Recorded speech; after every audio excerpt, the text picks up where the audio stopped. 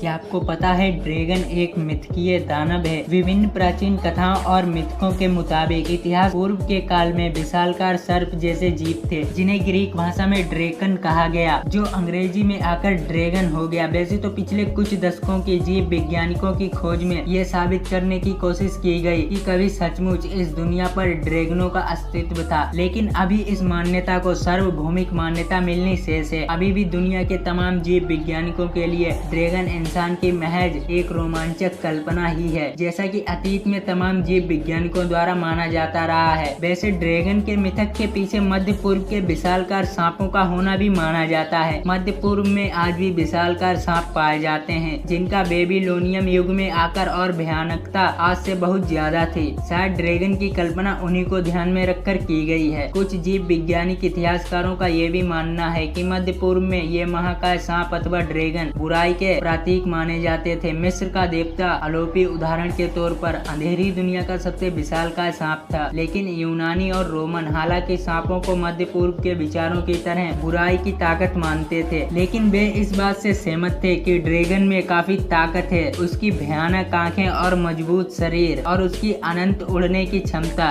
Dragon के साथ सब कुछ रोमांचक और दहशत भरा भाव जोड़ा गया है। इसका उल्लेख भी कई जगहों पर मिलता है। यूनान में बात ड्रैगन को वीरता का प्रतीक समझा जाता था, लेकिन पहले के समय इसे कई मौकों पर पाप का प्रतीक भी समझा गया है। ड्रैगन के रूप में आकर विवरण भी अलग अलग तरह का मिलता है। मध्य पूर्व बेबीलोन करके कई सिर होते थे, इसका उल्लेख भी कई जगहों पर मिलता है। यूनान में बात ड्रैगन को वीरता का प्रतीक समझा जाता था। इलियड के राजा अपने सिर पर हमेशा एक नीले रंग की ढाल रखते थे, जिसके सर पर 3 सांप के फन होते थे। बाद में तमाम नोमर्न योद्धाएं अपनी ढाल पर इसी तरह ड्रैगनों के चित्र बनवाने शुरू कर दिए, क्योंकि उनका विश्वास था कि ड्रैगन उनकी रक्षा करते हैं। प्राचीन काल में पानी के जहाजों में भी ड्रैगनों के चित्र बनवाए जाते थे। इंग्लैंड में भी विजयी के पहले युद्ध में ड्रैगन राजशाही का प्रतीक था। 20वीं शताब्दी में ड्रैगन प्रिंस ऑफ वेल्स की आधिकारिक युद्ध पोशाकों का हिस्सा था। सुदूर पूर्व में ड्रैगन अभी भी प्रतिष्ठित है।